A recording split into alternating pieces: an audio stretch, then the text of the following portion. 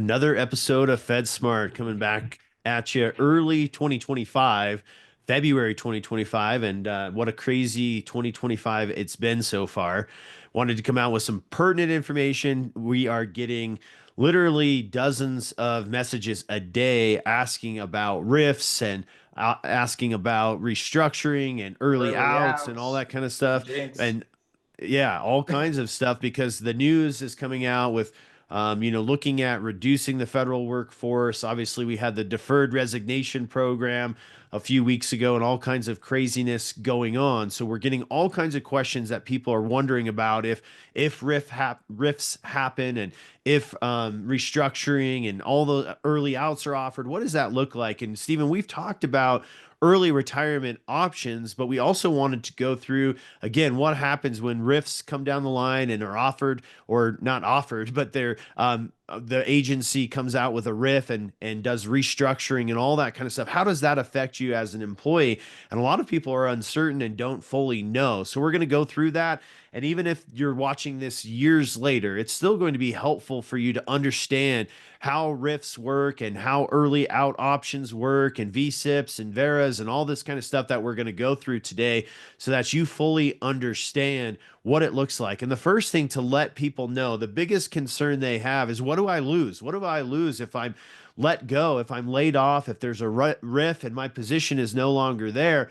Well, first of all, we want to put your mind at ease that if you've had 5 or more years in the FERS system, you are entitled to a pension at some point. They can't take away your years that you've had. The only way that they could take away your years is if you get terminated for something illegal, basically. But if you're terminated, if you're RIFed, if you are, you lose your position and you've had FERS pay-ins where you've had deposits into the FERS system for 5 or more years, you are eligible for a pension at some point, and they can't As long take as that you away don't from you. withdraw those contributions. Right. Yep. Exactly. So if you separate, you're going to have the opportunity to take out your FERS deposits, and more than likely you shouldn't do that because if you most of the FERS pension that you get down the road, which we'll talk about in a second, you get from what your agency contributed, what the government contributed, not what you contributed. So you're going to get a pension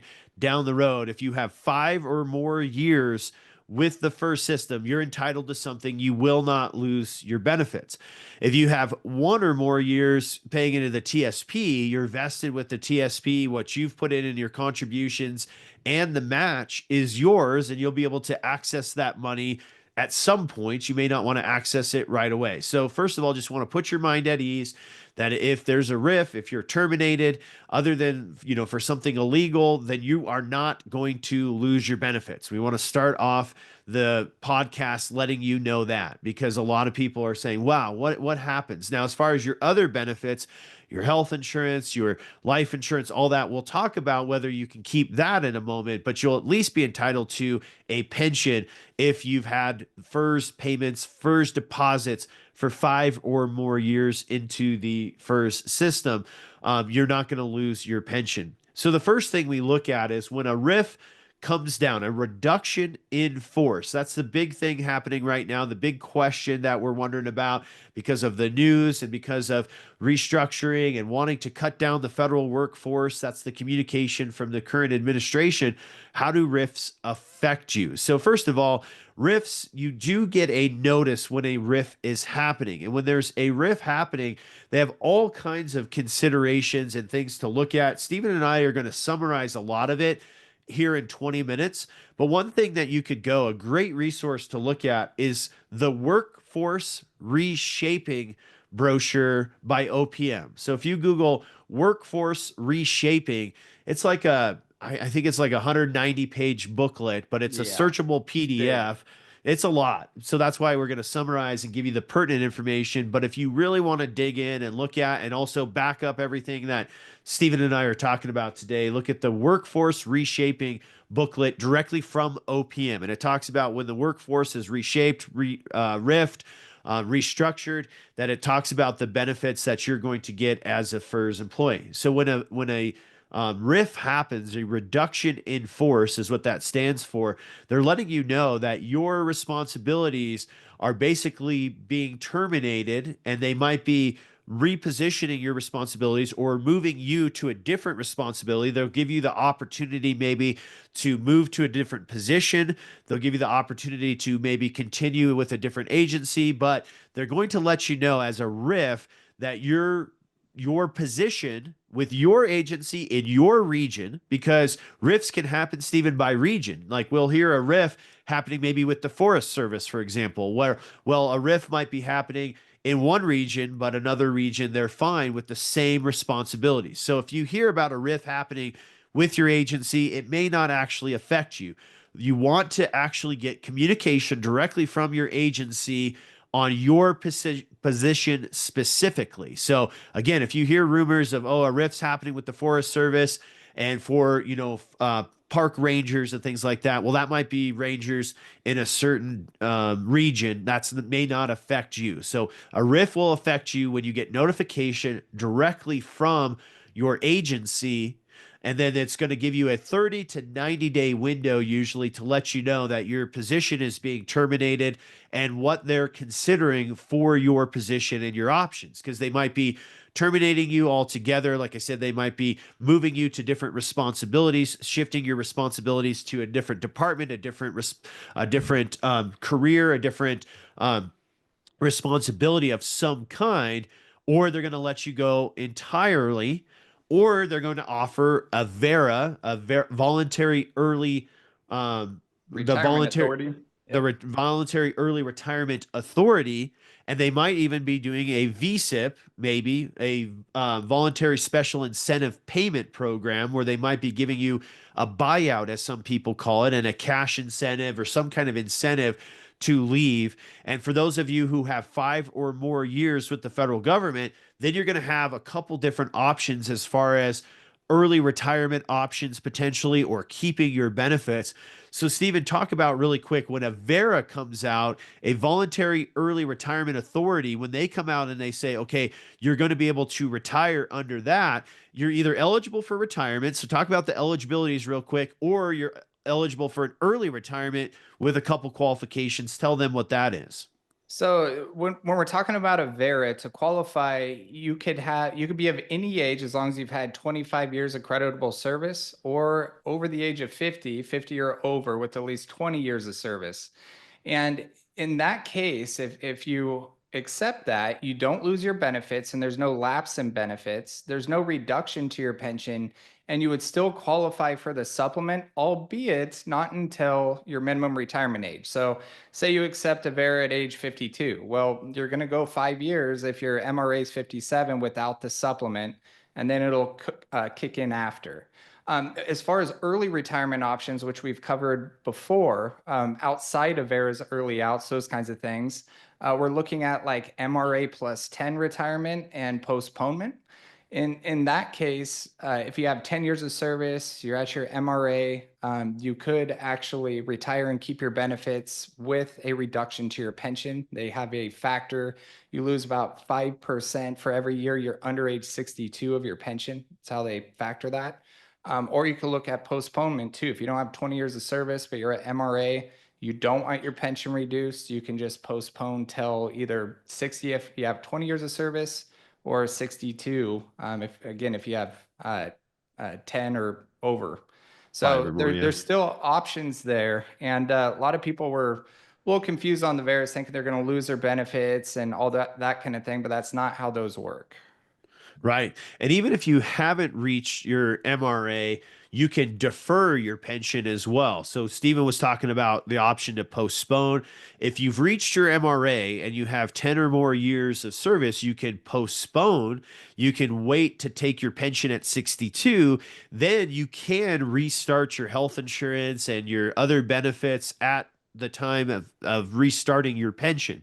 But if you haven't reached your MRA and you're RIFed or you retired and you don't qualify for an early out, let's say that, for example, a real common one is you have 10 to 15 years of service and you're not at your MRA, well, then you can do what's called deferring. You don't take your pension when you first retire. You can't even, but then down the road at age 62, if you have 5 or more years of service, you can restart your pension.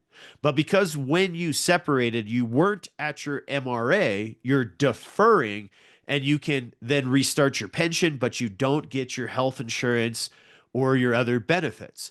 Now, like Steven said, if you're at your MRA and you have 10 or more years of service, when you are RIFed or you're let go or you separate from the government, then you can postpone, and you're even eligible to restart your health insurance when you restart your pension down the road. So if you're let go, you have maybe the option of qualifying under an early out, like Steven said, and you can keep your benefits right away. No interruption in your benefits. But if you're let go, then maybe you could restart your pension down the road under a deferment with no benefits, or restart it down the road under a postponement and restart your benefits. The big difference there is, have you reached your MRA or not when your separation happens. So you're looking at that. Now, when you have a RIF, they oftentimes try to get a VERA approved. Their agency tries to get a VERA approved. So RIFs oftentimes come with the opportunity to maybe have an early out offer. And then sometimes, if it's not a massive RIF, they might also do a VSIP, which is a buyout, and it stands for voluntary separation incentive payment, where they're going to try to give you a cash incentive of 10, 15, 20, $30,000 on top of taking the retirement.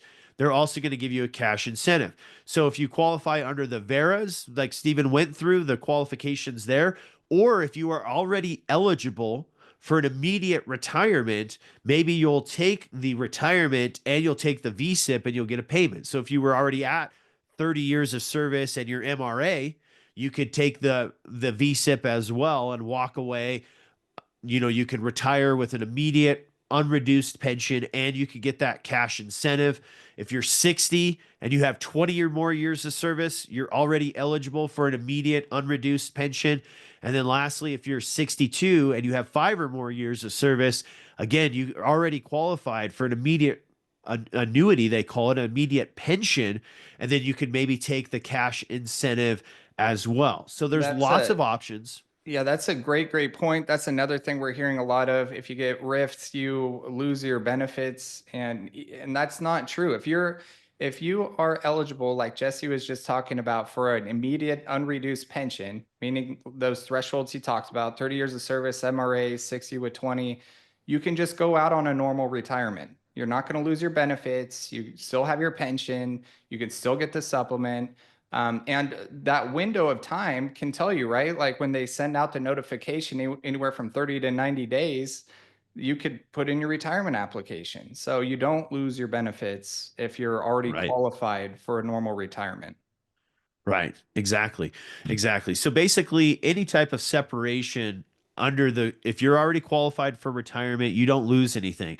Also, this word resignation recently popped up with the deferred resignation program, and a lot of people were freaking out. They hate that word resignation because you think when you're resigning, you're giving up all your benefits. But again, if you're resigning and you have 5 or more years with the government, same thing, you can restart your pension later on. Yes, if you resign and you're not eligible for a pension under retirement eligibility, normal, or some kind of VERA, yes, you could lose your health insurance and you could lose your other benefits, your life insurance and things like that. If you're resigning and you're deferring, you're not at your MRA yet when you resign and things like that. Yes, there is the potential that you could lose your health benefits and your other benefits. But the word resignation does not mean that you give up all of these years that you've accrued of paying into the FERS system. And it does not give you the right to now, or you don't lose the right, I should say, to not get your pension at some point. I don't know why the word resignation got such a huge buzzword in the federal system. A lot of people were telling us, Stephen, in our messages and our appointments, they were saying things like, well, if I resign, I lose everything that I've worked for up until this point. No, that's not true. Again, at your separation, whether you're RIFed, you're terminated, you resign, or you apply under immediate retirement, everything that you've accrued, as long as you've had 5 or more years with the first system, you're entitled to some benefit at some point. So don't worry about that. Like Steven said, for some reason, people were thinking if you're forced to resign or you have a RIF or something like that, all of a sudden you don't have time to apply for a retirement, or you don't have time to keep your benefits and then defer and postpone or have all your other options. No, all of those are available to you under a RIF, under a resignation, under some kind of separation. All of those, other than a termination, basically for illegal activities, you do not give up your opportunity for a pension at some point, and maybe to keep your health insurance and other benefits, depending upon at what age you're separating or resigning or rift, and at what and how many years of service you have. So don't have that concern that, man, if I'm rift, it just comes out of nowhere. I don't have time to apply for retirement. I'm I going to lose have a everything. lapse, or lose everything, or even have a lapse in my health insurance. Like Yeah, people think yeah. I'm going to be rift, and then until my application for retirement goes through, now I have 3 or 4 months without health insurance, and that's just simply not the case. So that's why we wanted to put out this podcast. Steven, is there anything else to consider on early retirement when we're looking Yeah, at? I'm glad you asked. So when you're looking at a Vera, there's some things that you need to be aware of here. If you're going out before 62, you're not going to get any cost of living adjustments until 62. Okay. So if Right. you're accepting a Vera and say you're 50 or 51, that could be 11 years that you're not getting any raises to your pension. If you're retiring before the year you're turning 55 or over, you also won't have access to your TSP without a 10% tax penalty, short of doing like 72T payments or something like that. So another consideration, if you think you're just going to go out before 55 and access your TSP, that might not be possible. So another consideration there. We already covered the supplement. You have to wait till your MRA before that kicks on. Some people will just decide to work. A lot of people will just get a job in the private sector if they accept a Vera. But note, once you reach your MRA and that supplement comes, you're going to want to watch those earnings limits. You might be at a job where you don't care because you're making so much that the supplement doesn't matter, but there's going to be an earnings limit once that kicks on at your MRA. So there's just some things to think about. Usually when we pencil this out, we're talking to clients, if they're considering a Vera opposed to a regular retirement, there's a lot of shortfalls to retiring Right. early. You're Right. losing out on years contributing to your TSP. You're losing out on high threes and raises and the years of service. So a lot of times when you're working, it's miserable potentially, and you want to get out of there. And this seems like a really good way to do it. But if you're close to a normal retirement, really go through your figures and make sure that it makes sense.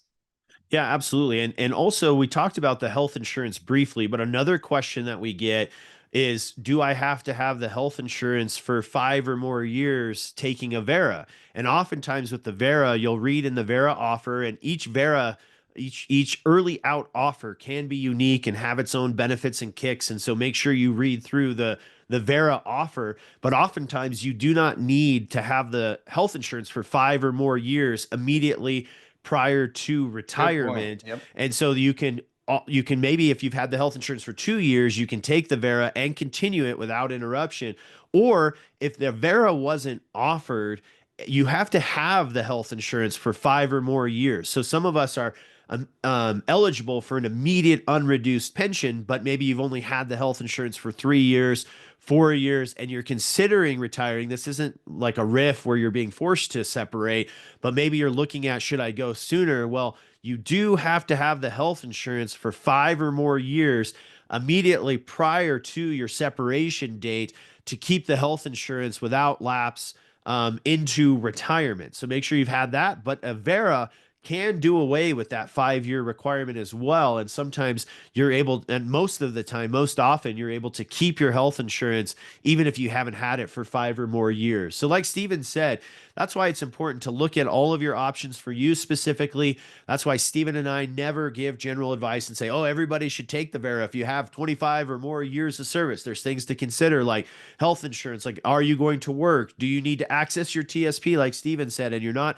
55 yet, and things like that. So there's a lot to consider. And that's why, like I said, the booklet that we mentioned at the beginning is a great booklet from OPM. There's a lot of great resources. If you have questions for us, let us know. FedSmartRetirement.com or our Facebook page, FedSmart Podcast. You can find us on there on Facebook. We have a great page. We have almost 80,000 federal employees that we communicate with and put out pertinent information. So any way that we can help, that's where you can find us. And then lastly, our FedSmart YouTube channel. Find us FedSmart Podcast on YouTube. That's where we're putting it out for people that don't have Facebook. We put out pertinent information as well. So it's not as scary as a lot of people think. You will have time to figure out if a RIF comes your way. There are early options. There are ways to at least keep what you've worked for this entire time, and restart your pension later on. So we appreciate your time today. Hopefully that makes you feel a little bit more comfortable. Yes, RIFs can be scary, but they're not as scary as a lot of times the media and other colleagues make it sound. You're not going to lose everything that you've worked for as long as you've had it for 5 or more years or paid into the system for 5 or more years. That's the key. So I'm Jesse Black. That's Stephen Puckett. Thanks for tuning into FedSmart Podcast. As always, we'll see you on the next episode. Right, Stephen? See you on the next one. FedSmart Podcast is meant for informational purposes only and should not be taken as financial advice or tax advice. FedSmart Podcast is not affiliated with any government agency or OPM. Jesse Black and Stephen Puckett offer advisory services through Integrity Wealth. Integrity Wealth and FedSmart are not affiliated. If you'd like an appointment, please go to FedSmartRetirement.com and schedule a free one-on-one appointment. Thank you.